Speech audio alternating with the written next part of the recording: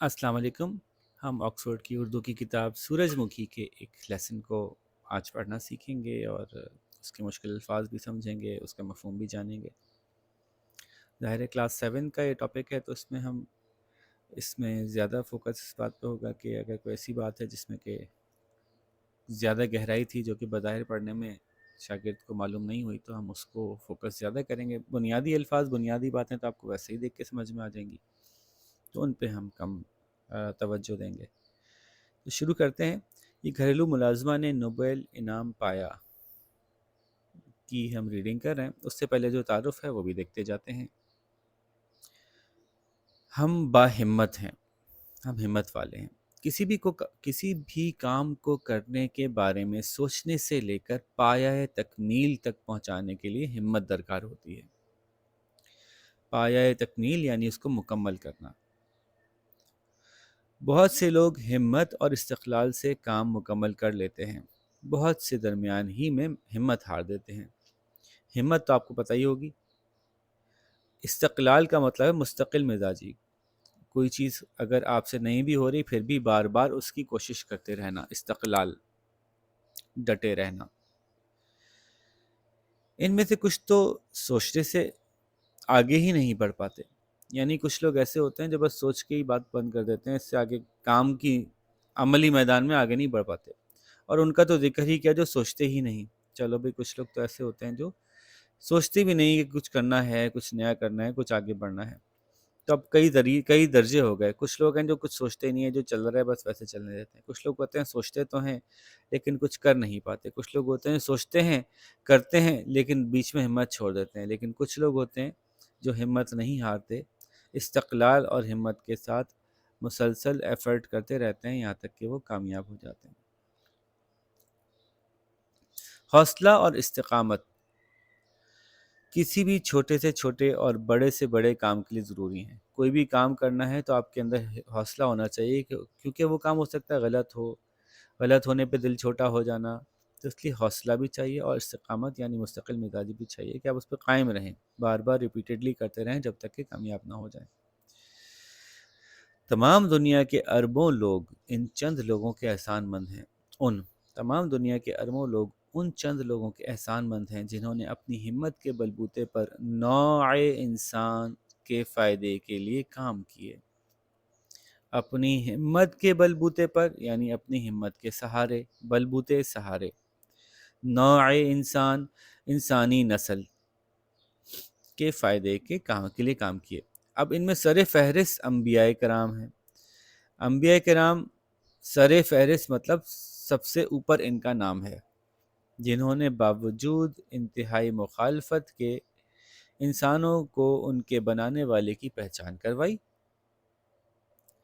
ज़िंदगी गुजारने का सही तरीक़ा बताया और बुराई और भलाई की तमीज़ सिखाई।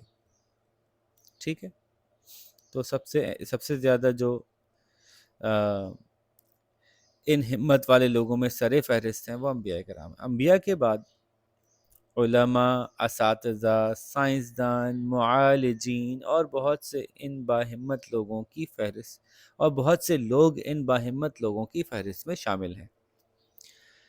देखिए, इस वीडियो को बनाने का मकसद ये है कि अगर कोई लफ्ज़ कैसे पढ़ना है आपको ये भी सीखना है।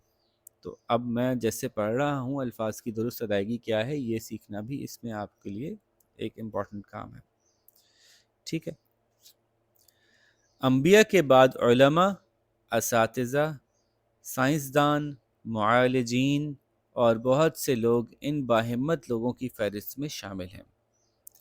तो उलमा यानी जो दीन का इल्म रखते हैं, वैसे तो दीनी और दुनियावी कोई भी इल्म जो जिस इल्म का माहिर हो वो उस इल्म का आलिम कहलाएगा। उस्ताद, क्योंकि उनको बहुत पेशेंस चाहिए होती है।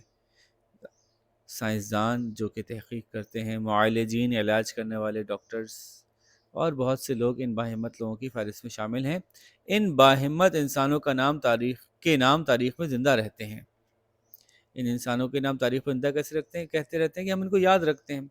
नाम अगर तारीख़ में ना भी हों तब भी इनके काम और काम के असरात नस्ल इंसानी पर सब्त रहते हैं, जिनका अजर उन्हें दुनिया से जाने के बाद भी मिलता रहता है। بشرط یہ کہ وہ اللہ پہ ایمان رکھتے ہوں۔ تو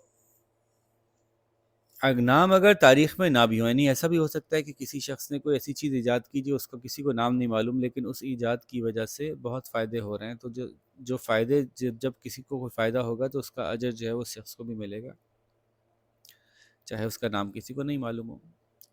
جیسے کہ میں نے کہا کہ اجر چونکہ اللہ تعالیٰ کے یہاں ملنا ہے تو وہ اسی کو ملے گا جو اللہ تعالیٰ پہ بلیو کرتا ہے، ٹھیک ہے۔ تو نام اگر تاریخ میں نہ بھی ہوں تب بھی ان کے کام اور کام کے اثرات نسل انسانی یعنی انسانی نسل پر ثبت رہتے ہیں، یعنی چھپ جاتے ہیں، ان کا اثر ہوتا ہے، جس کا اجر انہیں دنیا سے جانے کے بعد ہی ملتا رہتا ہے۔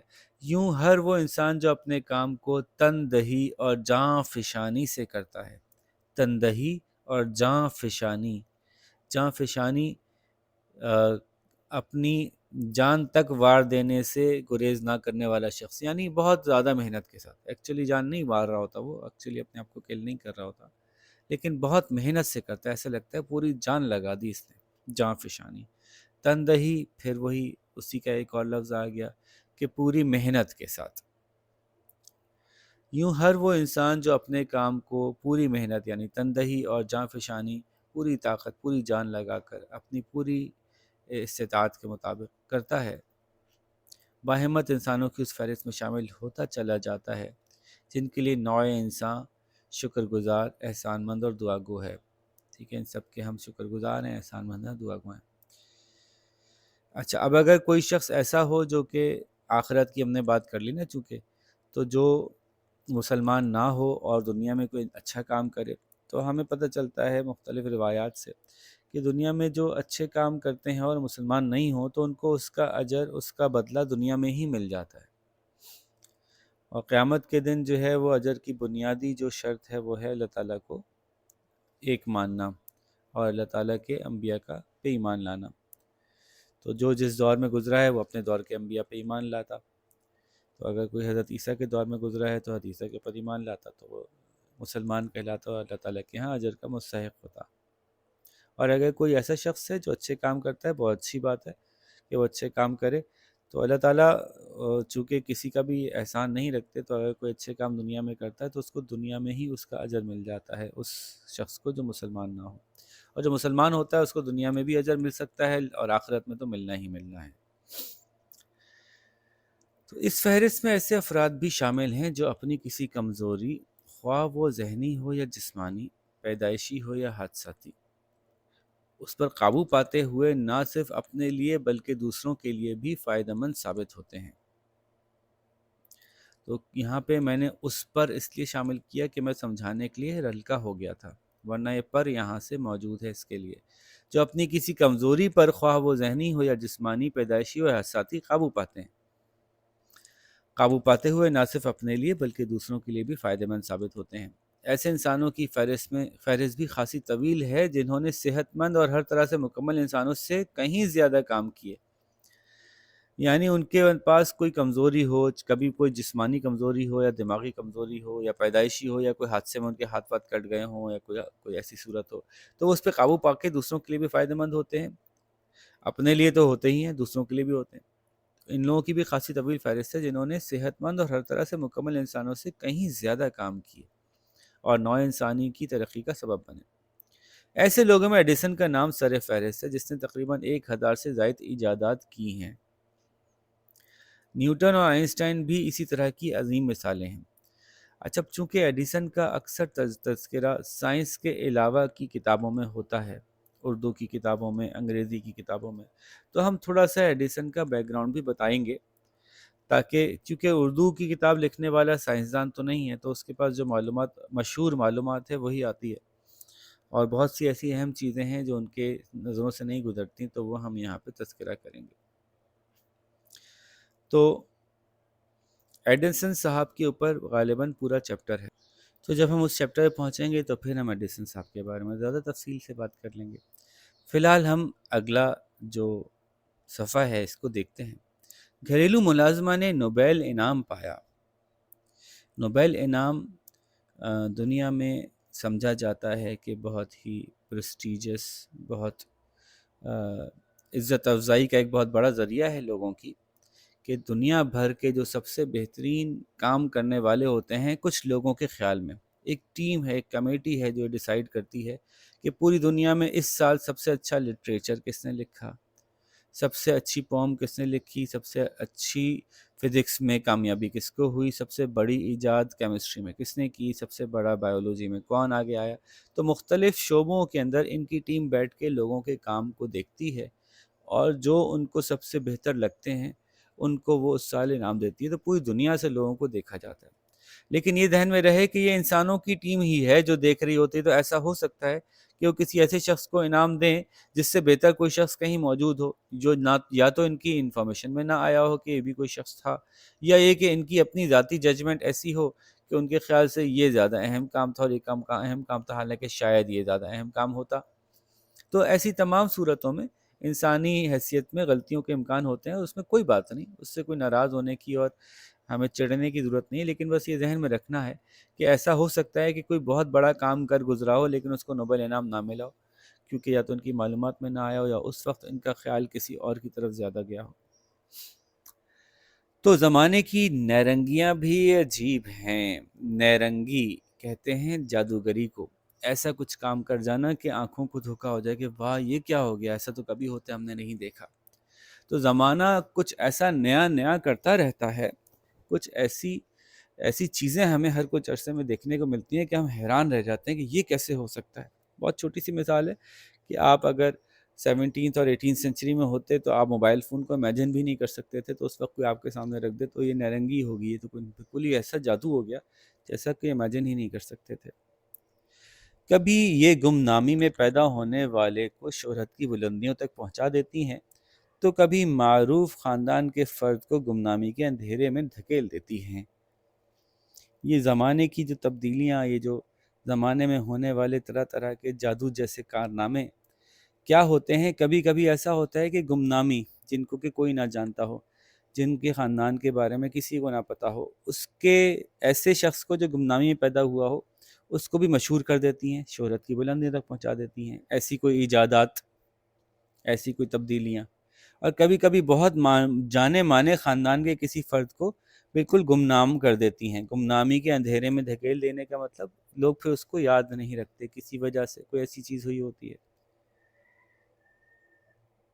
اب ماریا اسکلوڈوسکا کی مثال دیکھیے۔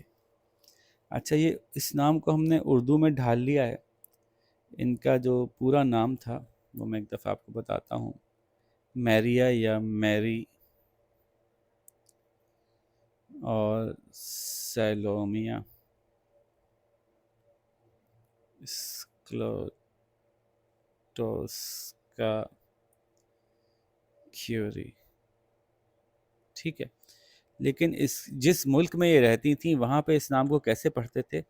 تو یہ تھا میری سیلومیا اسکوڈوسکا، ایل کو جو ہے وہ سائلنٹ پڑھتے تھے، اسکوڈوسکا کیوری، ٹھیک ہے۔ تو یہ اس نام کو پڑھنے کا صحیح طریقہ تھا، لیکن ظاہر ہے جب آپ اس کو انگلش میں سمجھیں گے کہ انگلش میں لکھا ہوا ہے، انگلش میں نہیں لکھا ہوا، یہ پولش میں لکھا ہوا ہے، انگلش میں لکھا ہوا سمجھیں گے تو پھر یہ آپ اس کو میری سیلومیا اسکلوڈوسکا کیوری پڑھیں گے۔ تو اگر آپ کو جس زبان کا کوئی نام ہے وہ زبان سمجھ میں آتی ہے یا اس زبان کی پروننسیشن آتی ہے تو اچھا ہے کہ آپ اسی پروننسیشن کے ساتھ پڑھیں، ورنہ اس کو ٹرانسلیٹ کر لینا اپنی زبان میں بھی کوئی مسئلہ نہیں ہے۔ تو اب ماریا اسکوڈوسکا کی مثال دیکھیے۔ باپ پولینڈ کے اسکول کا ایک ٹیچر، ملک غیر ملکی حکومت کا غلام، ماں ٹی بی کی مریض۔ یہ جس زمانے میں تھی، جس وقت میں یہ چھوٹی تھی، تو اس وقت پولینڈ کے اوپر جو ہے وہ رشیا کا کنٹرول تھا، رشیا نے قبضہ کیا ہوا تھا پولینڈ کے اوپر۔ تو دس واز اراؤنڈ 1867 میں پیدا ہوئی تھیں۔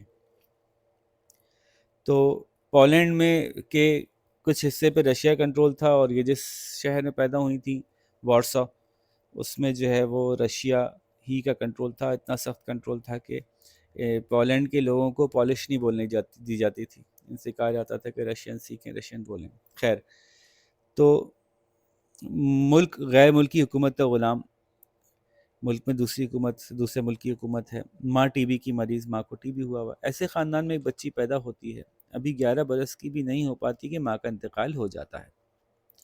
باپ کو اپنے وطن کی آزادی کے لیے جد و جہد کے جرم میں ملازمت سے برطرف کر دیا جاتا ہے.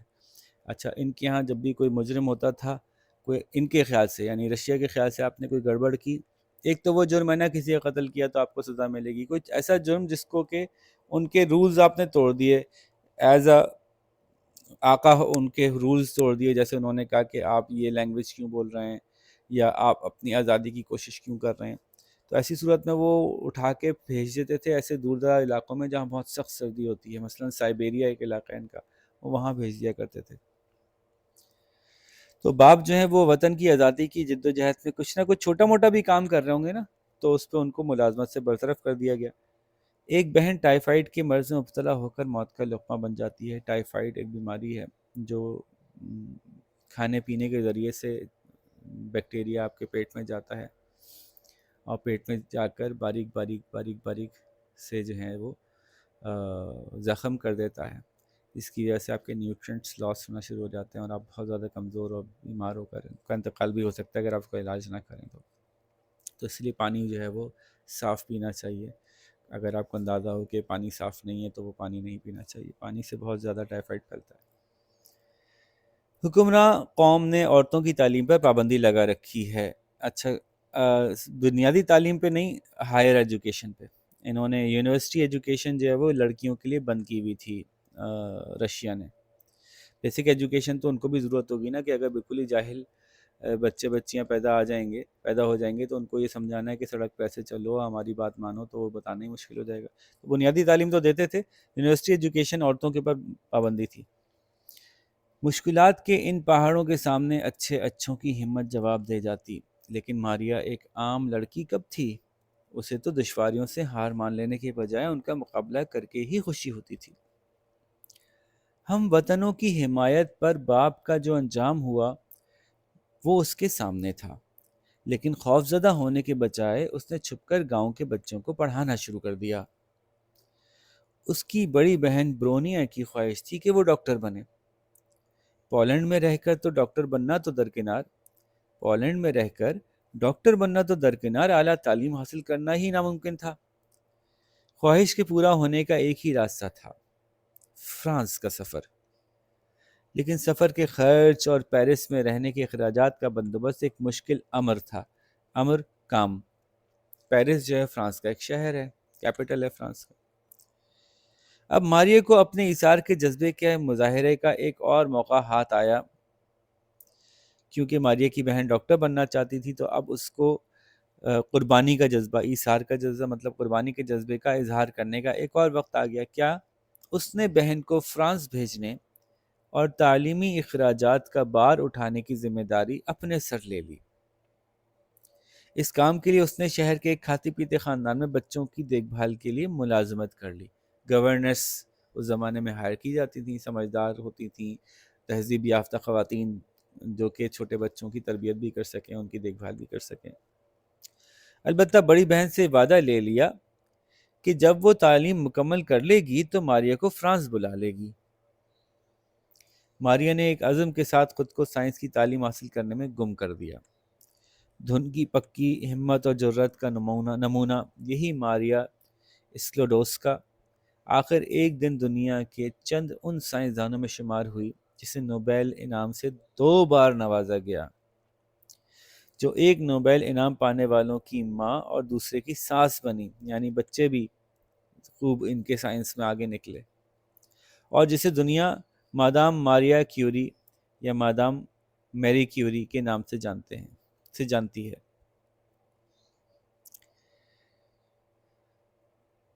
اٹھارہ سو 90 تک ماریہ کے گھریلو حالات قدرے بہتر ہو چکے تھے. وہ چاہتی تو پیرس جا سکتی تھی، لیکن احتیاط کا تقاضا یہ تھا. احتیاط کا تقاضا مطلب احتیاط کرنے کے لیے کچھ کام ضروری تھے. تو یہ ضروری تھا کہ احتیاط کا تقاضا تھا کہ ابھی کچھ اور صبر کیا جائے. آخر 1891 میں وہ فرانس کے لیے روانہ ہوئی. پیسے کی کمی کی وجہ سے اسے ٹرین کے سب سے نچلے درجے میں سفر کرنا پڑا۔ شروع کے کچھ دن اس نے اپنی بہن کے گھر گزارے۔ یہاں اسے ساری سہولتیں میسر تھیں، وقت پر کھانا، دل بہلانے کے لیے بڑی بہن، ہم وطنوں سے میل جول کے مواقع۔ البتہ یہاں اسے فرانسیسی زبان سیکھنے کے لیے مناسب فرانسیسی ماحول نہیں مل رہا تھا۔ دوسری طرف فرانس میں تعلیم کے لیے فرانسیسی زبان پر عبور ضروری تھا، کیونکہ وہاں پہ اپنی ہی زبان میں تعلیم دی جاتی تھی۔ آخر ماریا نے گھر کے آرام کو تعلیم کی ضرورت پر قربان کر دیا اور اپنی بہن کے گھر کو چھوڑ کر وہ سوربون یونیورسٹی کے پاس ایک کرائے کی کوٹھڑی میں رہنے لگی۔ یہ کوٹھڑی مکان کی تیسری منزل پر تھی، جہاں چڑھنا اترنا مشکل تھا، پھر کھانے کا بندوبست مناسب نہیں تھا اور اکثر ماریا کو بھوکا رہ جانا پڑتا، لیکن ان پریشانیوں کے باوجود ماریا کو یہ جگہ پسند تھی۔ یہاں اسے مجبوراً فرانسیسی بولنی پڑتی اور مطالعے کے لیے بہت وقت ملتا۔ مجبوراً فرانسیسی بولنا چاہتی تھی وہ، کہ مطلب ایسی جگہ جائے جہاں اس کی پولش زبان یا رشین زبان کوئی نہ سمجھتا ہو، تاکہ اس کو زبردستی وہ زبان بولنی پڑے جو اس کو سیکھنی ہے۔ اور جب آپ کوئی زبردستی زبان بولنا شروع کر دیتے ہیں تو آہستہ آہستہ آپ وہ سیکھ جاتے ہیں، جلدی سیکھ جاتے ہیں۔ اچھا جی، آخر مشکل دن ختم ہوئے۔ 1893 میں وہ طبیعت یعنی فزکس اور 1894 میں ریاضی کے امتحان میں پوری کلاس میں اول اور دوم مقام کے ساتھ کامیاب ہوئی۔ طبیعیات تو یہ طبع سے نکلا ہے، جو ہمیں دکھتا ہے، جس کو ہم چھو سکتے ہیں، اور اس کو ہم ٹرانسلیٹ کرتے ہیں فزکس میں طبیعیات، اور ریاضی یعنی میتھمیٹکس۔ تو ان دو امتحانوں میں وہ اچھے نمبر سے کامیاب ہوئی، پاس ہوئی۔ انہی دنوں اس کی ملاقات پیرے کیوری سے ہوئی۔ اب یہ پیرے کیوری لکھا ہے یہ اصل میں پیرے کیوری، تو ٹھیک ہے، ہم اس کو پیرے کیوری اس لیے پڑھ لیں گے کہ اس کو جب انگلش میں اسپیلنگ کو یہ سمجھتے ہیں کہ وہ انگلش میں لکھی ہوئی ہے تو پیرے کیوری لکھتا ہے، لیکن وہ ہے اصل میں فرینچ میں۔ تو اس کی ملاقات پیرے کیوری سے ہوئی، جو فزکس کے مضمون میں اعلیٰ صلاحیت کے مالک تھے۔ کیوری اکثر ماریا کو تحفے بھیجتے، لیکن یہ تحفے پھولوں کے گلدستے کے بجائے ان کے مضامین ہوتے۔ ان کی دوستی کا رشتہ 20 جولائی 1895 کو شادی کے رشتے میں تبدیل ہو گیا۔ ماریا اب کیوری بن گئی، کیونکہ کیوری جو تھے وہ صاحب تھے، تو ماریا بھی اب ان کی بیگم بننے کی وجہ سے اپنے نام کے ساتھ انہوں نے کیوری لگا لیا۔ سائنس کی دنیا میں تکنیکی ایجادات کو بالعموم نظری موضوعات کے مقابلے میں کم قدر و قیمت حاصل ہوتی ہے۔ یہ کیا بات ہوئی؟ جیسے کہ ایک صاحب ہیں، انہوں نے غور اور فکر اور سوچ کے ساتھ یہ طے کیا کہ جو دنیا چیزوں کو اپنی طرف کھینچتی ہے اس کی قوت کتنی ہوتی ہوگی، اس کا کوئی فارمولہ بنایا، یعنی گریویٹیشنل فورس کا فارمولہ سوچا، اس نے غور کیا۔ اور ایک صاحب تھے، انہوں نے جو ہے وہ کسی طرح سے ریل کی پٹری کو سیدھا کرنے کا ایک ٹول بنایا جس سے کہ پٹری میں خم نہیں آئے۔ تو یہ ہے پریکٹیکل کام، یہ ہے تھیوریٹیکل کام۔ تو پریکٹیکل کام کو ہم کہیں گے تکنیکی ایجاد، جبکہ تھیوریٹیکل کام کو ہم کہیں گے نظری موضوع، جس میں کہ سوچنے کا کام، فلسفے کا کام، غور و فکر کا کام زیادہ تھا، پریکٹیکل ورک کم تھا۔ چونکہ زیادہ تر سائنسدان کیا کرتے ہیں کہ وہ تھیوری انوینٹ کرتے ہیں، تھیوری کو پروپوز کرتے ہیں، بعد میں اس کے پریکٹیکل نتائج بہت سے لوگ آگے نکالتے چلے جاتے ہیں۔ جیسے کہ گریویٹیشنل ویلیوز کو کیلکولیٹ کرنے کا جب فارمولہ نکل آیا تو بعد میں اس کی مدد سے بہت سے کام ہوئے، مثلاً کہ اپنے خلابازوں کو چاند پہ بھیجنے کے لیے بھی اسی فارمولے کو استعمال کیا گیا۔ تو عملی طور پہ اس نظری موضوع کے بہت سے نتائج اچھے نکلتے ہیں، لیکن سائنس کی دنیا میں ٹیکنیکل ایجادات یا تکنیکی ایجادات کو عام طور پہ بالعموم عام طور پہ نظری موضوعات یعنی تھیوریٹیکل گراؤنڈز پہ جو کانسیپٹس ہوتے ہیں ان کے مقابلے میں کم قدر و قیمت حاصل ہوتی ہے۔ وہ سمجھتے ہیں یہ چھوٹے لیول کا کام ہے، کانسیپٹ بلڈنگ بڑا کام ہے، پریکٹیکل چیزیں چھوٹے لیول کا کام ہے، وہ بعد میں لوگ کر لیں گے، جو کم ماہر ہوں وہ بھی کر لیں گے۔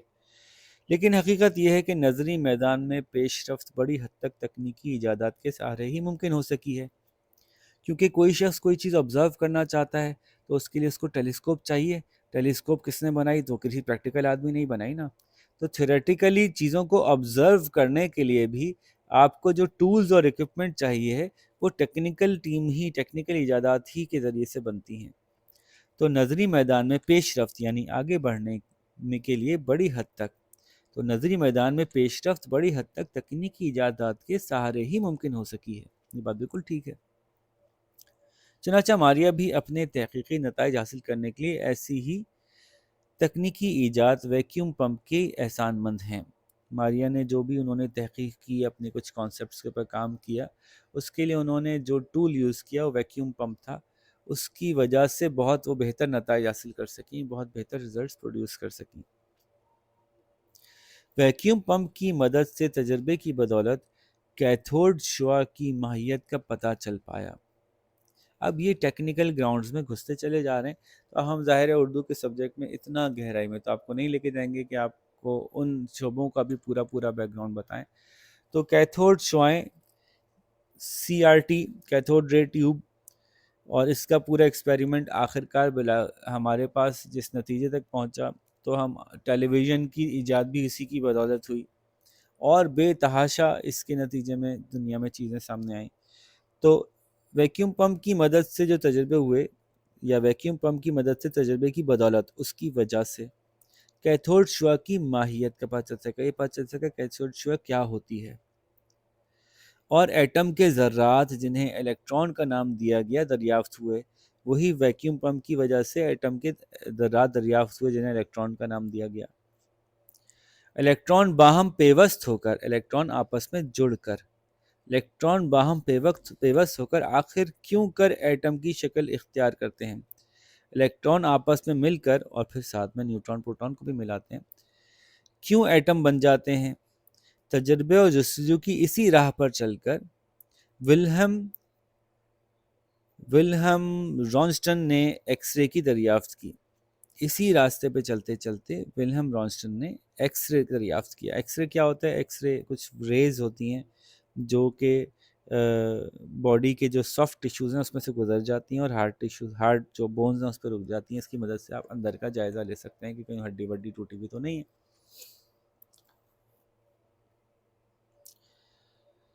ٹھیک ہے، بات سمجھ میں آ رہی ہے کہ ہم کیتھوڈ شعاؤں کے بارے میں ماہیت، کسی چیز کی اصلیت پتہ کر سکے ویکیوم پمپ کی ایجاد کی وجہ سے. اور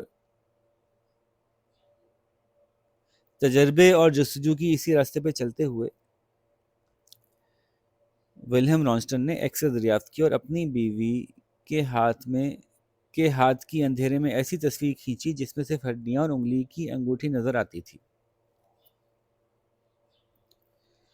سائنس کی دنیا میں اس تصویر کا مقام مونا لیزا کی تصویر سے کم اہم نہیں. مونا لیزا آرٹس کی دنیا کا ایک شاہکار ہے، تو سائنس کی دنیا میں یہ ڈھانچے کی تصویر بھی جو ہے وہ ایک شاہکار ہے، اس لیے کہ اس سے پہلے ایسا ہو نہیں سکتا تھا. اس سے پہلے انسان کے اندر کی تصویر ہم نہیں دیکھ پاتے تھے کہ اندر کی ہڈیوں کی کیا صورتحال ہے. اس کو دیکھنے کے لیے ہمیں کاٹنا پڑتا تھا. لیکن جب یہ تصویر کھنچ گئی تو ہم بغیر کاٹے دیکھ سکتے ہیں کہ اندر کی ہڈیوں میں کیا پرابلم، کیا پریشانی ہے. طبیعیاتی تحقیق کے میدان میں یہ وہ دور تھا جب شعاؤں کی ماہیت کو سمجھنے کی کوشش سائنسدانوں کا مرغوب مشغلہ تھا. ہر دور میں کوئی نہ کوئی ایک ایسی چیز رہتی ہے جو سائنسدانوں کی زیادہ توجہ کا مرکز رہتی ہے. تو اس زمانے میں فزکس کی تحقیق کے اندر شعاؤں کے بارے میں معلوم کرنا، مختلف طرح کی شعائیں ہوتی ہیں ان کے بارے میں معلوم کرنا، یہ سائنسدانوں کا بڑا مرغوب مشغلہ تھا، یعنی بہت شوق سے کرتے تھے. ماریا نے بھی اسی میدان میں مزید تحقیق کرنے کا ارادہ کیا. ماریا نے بھی یہ فیصلہ کیا کہ میں اسی میدان میں آگے بڑھوں گی. میاں بیوی نے تابکاری کے اس نئے عنصر کی مناسب مقدار حاصل کرنے کے کام کو روایتی ڈھنگ سے کرنے کا فیصلہ کیا. اب اس کے لیے آپ کو تھوڑی سی بیک گراؤنڈ پتہ ہونا چاہیے کہ کچھ ایلیمنٹس ایسے ہوتے ہیں جو پڑے رہیں، جیسے لوہا ہے، جیسے کہ چاندی ہے، سونا ہے، وہ پڑے رہیں تو ان میں سے کوئی روشنی نہیں نکلتی. ان کے اندر سے ٹکڑے ٹوٹ کے نکل نہیں رہے ہوتے، ذرے باریک باریک سے انرجی کے پارٹیکلز ٹوٹ کے نہیں نکل رہے ہوتے. لیکن کچھ ایلیمنٹس ایسے ہیں کہ جو پڑے رہیں تو ان کے اندر سے ٹوٹ ٹوٹ کے باریک باریک سے ذرے نکلتے ہیں شعاؤں کی شکل میں. تو یہ بڑی حیرت انگیز لگتے تھے لوگوں کو، چونکہ شعاؤں کا دور چل ہی رہا تھا تو اس پہ بڑا لوگ کام کر رہے تھے کہ کیا چیز ہوتی ہے. جیسے کہ ایکس ریز بھی کچھ شعائیں ہوتی ہیں جو ایٹمز میں سے ہی نکلتی ہیں. تو اسی طرح سے مختلف طرح کی ریز جیسے گاما ریز ہیں، بیٹا ریز ہیں، تو ان کے اوپر کام کرنے کے لیے ایسے میٹیریلز جو کہ اس وقت یہ پتہ نہیں تھا کہ میٹیریلز خطرناک بھی ہو سکتے ہیں، ان کو تلاش کر کے ان کے پاس تحقیق ہوتی تھی. انہی میں سے ایک میٹیریل یورینیم بھی کہلاتا ہے. یورینیم ایک ایسا میٹیریل ہے جس کے اندر سے باریک باریک سی ایٹم کے پارٹیکلز ٹوٹ ٹوٹ کے نکلتے رہتے ہیں، لیکن اس میں یہ بات بعد میں پتہ چلی کہ وہ جس بھی باڈی کو پینیٹریٹ کرتے ہیں اس کے ڈی این اے کو خراب کر دیتے ہیں. تو یوں انسانی زندگی کے لیے بہت مضر ہیں، بہت نقصان دہ ہیں. یہ اس وقت نہیں پتہ تھا. اس وقت تو صرف یہ پتہ تھا کہ اگر اس کے اوپر کوئی اس کی فوٹوگرافک فلم لپیٹ کے بند کر دو تو صبح فوٹوگرافک فلم کو دیکھو تو اس پہ ذروں کے نشان ہوتے ہیں، جیسے کہ روشنیاں پھوٹ پھوٹ کے نکلی ہیں اس کے اندر سے. گو کہ آنکھ سے دیکھنے پہ وہ نظر نہیں آ رہی روشنی، لیکن ہم فوٹوگرافک فلم کی مدد سے جان سکتے ہیں کہ اس میں سے روشنی نکل رہی ہے. تو یہ تھوڑا بیک گراؤنڈ میں نے بتایا آپ کو. تو یہ جو نکلتی ہیں شعائیں کسی ایسے بھاری ایلیمنٹ میں سے جیسے کہ یورینیم سے نکلتی ہیں، ان کو ہم تابکاری کہتے ہیں اور یہ انسان کے لیے خطرناک ہوتی ہے. میاں بیوی نے تابکاری کے اس نئے عنصر کی مناسب مقدار حاصل کرنے کے کام کو روایتی ڈھنگ سے کرنے کا فیصلہ کیا. یعنی نارمل جیسے باقی لوگ کرتے ہیں ہم بھی ویسے ہی کریں گے جو ہمارے کلچرلی پہلے سے طریقہ چلے آ رہے ہیں. کلاسیکل میتھڈ یوز کریں گے، ماڈرن میتھڈز یوز نہیں کریں گے. انہوں نے بوہمیا کی کانوں سے یورینیم کی چھنی ہوئی کئی ٹن راکھ حاصل کی. اب یورینیم از سو ڈینجرس، اس وقت کسی کو نہیں پتا تھا. جو اس سے چھوتا چلا گیا بعد میں جا کے اس کی صحت بہت متاثر ہوئی. تو جہاں اویلیبل تھا وہاں کی کانوں سے کئی ٹن راکھ حاصل کی، اس کے ذرات حاصل کیے اور اس میں سے نئے مادے کو علیحدہ کرنے کا صبر آزما کام شروع کیا. اپنے اس کام میں دھن کے پکے دونوں سائنسدان 4 برس تک لگے رہے کہ وہ جو بہت سارے ذرات ان کو مل رہے ہیں اس میں سے یورینیم کے ذرات الگ کریں. اسی دوران ماریا کی بڑی بیٹی ایرین پیدا ہوئی. اپنے تجرباتی کام کو یہ دونوں سائنسدان اپنے مکان کے صحن میں ایک شیڈ کے نیچے کرتے تھے. یہ شیڈ اتنا خراب تھا کہ اس میں سے پانی ٹپکتا رہتا تھا. ماریا بالٹی بھر بھر کر راکھ لاتی اور اسے بڑے پتیلے میں پکاتی. چونکہ ایلیمنٹس کو الگ کرنے کے لیے ایک طریقہ یہ بھی ہوتا ہے کہ آپ ان کو میلٹ کر کے الگ کر لیں. پیغے کیوری حاصل شدہ فضلے پر تجربہ کرتے، یعنی وہ جو انہوں نے پگھلائی ہوئی میٹیریل بنایا ہوتا تھا اس پر تجربہ کرتے. چھت میں دودھ کش یعنی دھواں دان نہ ہونے کی وجہ سے پکاتے وقت نکلنے والی گیس ان کے جسم میں داخل ہو رہی تھی، لیکن دونوں اس کے مضر اثرات سے بے خبر تھے. دودھ کہتے ہیں دھوئیں کو اور کش کہتے ہیں نکالنے کو، کھینچنے کو. تو دھواں کھینچنے کی ایک اکوپمنٹ لگی ہوتی ہے، ہر لیب میں لگی ہوتی ہے، کوئی ایگزاسٹ کا ہی سسٹم کم از کم ہوتا ہے، تو اس کو انہوں نے دھواں دان کہہ دیا. تو وہ ایکسٹریکشن کرنے کا آلہ نہیں لگا ہوا تھا. تو جو پکا رہے ہوتے تھے اس وقت جو گیس نکلتی تھی اس میں بھی یورینیم کے اثرات شامل ہوتے تھے، وہ ان کے جسم میں داخل ہو رہی تھی، لیکن دونوں اس کے مضر اثرات سے بے خبر تھے. اس گیس کے ذریعے سے ان کے جسم میں داخل ہونے والی ریڈیو ایکٹیویٹی، اس کو اردو میں ہم تابکاری کہتے ہیں، ریڈیو ایکٹیویٹی بڑی حد تک آگے چل کر پیغے کیوری، مادام کیوری اور ان کی بڑی بیٹی ایرین کی موت کا سبب بنی. دوسرے لفظوں میں یہ تینوں افراد سائنسی تحقیق کے شہید کہے جا سکتے ہیں. انہوں نے اپنے تجربات کے نتائج ایک ڈائری میں لکھے ہیں، لیکن بحر شوق مشکل کے ان ایام کے بارے میں مادام کیوری لکھتی ہیں کہ بے سر و سامانی کا یہ دور ان کی زندگی کا سب سے خوشیوں بھرا دور تھا، کیونکہ آپ کو لگ رہا ہوتا تھا کہ اب آپ کچھ دنیا کو نیا دے کے جانے والے ہیں، کچھ نیا بنانے والے ہیں، کچھ نئی تحقیق ہونے والی ہے. تو جو اتنے مشکل دور تھا، مادام کیوری لکھتی ہیں کہ وہی ان کو سب سے ان کے لیے دلچسپ دور ہے. مارچ 1902 میں آخر وہ خالص اس مادے کو اتنی مقدار میں علیحدہ کرنے میں کامیاب ہوگا جس کا ایٹمی وزن معلوم کیا جا سکے، یعنی کچھ گرام کے اندر وہ معلوم نکال پائے، الگ سے ایکسٹریکٹ کر پائے۔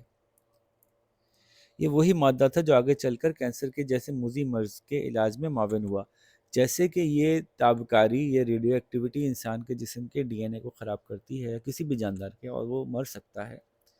اسی طرح سے اسی تابکاری کو اگر آپ کینسر کے سیلز کے اوپر ماریں تو کینسر کے سیل مر جاتے ہیں، جس کی وجہ سے انسان کینسر سے نجات حاصل کر سکتا ہے۔ اس کو ریڈیو تھراپی کہتے ہیں۔ تو کینسر جیسے موذی مرض کے علاج میں معاون ہوا۔ نوبیل کمیٹی نے میاں بیوی کو 1903 میں ان کی اس تحقیق کے لیے نوبیل انعام کا مستحق قرار دیا۔ ان کی دریافت نظری طبیعیات تھیوریٹیکل فزکس کے میدان میں ایک سنگ میل ہے۔ سنگ میل راستے کا وہ پتھر جس پہ کہ نشان لگا ہوتا ہے کہ کتنے میل پہنچ گئے ہیں، کتنے باقی ہیں۔ تو ایک پڑاؤ ہے، یوں کہ لیجیے کہ یہ ایک بہت امپورٹنٹ جگہ ہوتی ہے جہاں جا کے کچھ سکون ملتا ہے، چلو ہمیں اتنا تو طے کر لیا۔ اب یہ بات صاف ہو گئی کہ ایٹم کے اندر ایک قوی عمل واقع ہوتا رہتا ہے، ایک طاقتور عمل واقع ہوتا رہتا ہے۔ اس سمت میں اور زیادہ تحقیق کی بدولت ردرفورڈ نے گاما اور بیٹا شعاؤں کی نشاندہی کی، جو میں نے پہلے ہی بتایا کہ مختلف طرح کی شعائیں ہوتی ہیں، اس پر ریسرچ ہو رہی تھی۔ ردرفورڈ نے ایٹم کا اسٹرکچر بھی دیا تھا پھر ہمیں۔ سچ ہے انسان میں اگر سچی لگن ہو تو غلامی کا ماحول، سہولیات کی کمی، صبر آزما حالات، یہ سب چیزیں راہ میں رکاوٹ کے بجائے کامیابی کی منزل کا زینہ بن جاتے ہیں، اور ہم اپنی منزل مقصود تک پہنچنے میں کامیاب ہو جاتے ہیں۔ زینہ سیڑھی کو کہتے ہیں۔ ماریا کیوری کی زندگی ہمارے لیے ایک ایسی ہی مشعل راہ ہے، ایک ایسے ہی راستہ دکھانے والی زندگی ہے۔ ان کی جو ڈائری تھی نا، وہ ڈائری بھی ریڈیو ایکٹیو تھی۔ آپ سوچئے کسی کو نہیں پتا تھا اس وقت کہ یہ ریڈیو ایکٹیو ویوز انسانی جسم کے اندر گھس کے اور وہاں پہ سٹے کرتی ہیں اور پھر اگلی چیز کو بھی ریڈیو ایکٹیو بنا دیتی ہیں۔ یہ بات کسی کو نہیں پتا تھی۔ تو ظاہر ہے جو ڈائریکٹ افیکٹ ہوگا اس کے اوپر تو بہت زیادہ اثر ہوگا، لیکن جو لوگ ان سے ملنے آتے ہوں گے، ان سے ہاتھ ملاتے ہوں گے، ان کے اوپر بھی کچھ نہ کچھ اثر ہوتا ہوگا۔ یہاں تک کہ ڈائری جو انہوں نے وہاں بیٹھ کے لکھی تھی، اس کو بھی پڑھنے کے لیے اب عام انسان کو اجازت نہیں ہے، کیونکہ وہ ریڈیو ایکٹیو ڈائری ہے۔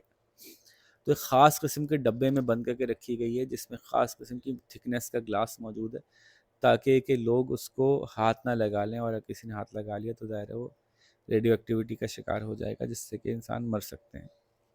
ٹھیک ہے، تو یہ کہانی آپ نے سنی، سمجھی، اس کو اچھے انداز میں اب آپ پڑھ کے سنائیے۔ جو پروننسیشن میں نے کی اس پروننسیشن کا خیال رکھیے، اور الفاظ کے جو مشکل الفاظ کے میں نے معنی سمجھا وہ بھی سمجھائیے۔ تو اس کے بعد ہم آپ سے ملاقات کرتے ہیں اگلے لیسن میں۔ اپنا بہت سارا خیال رکھیے گا۔ اللہ حافظ۔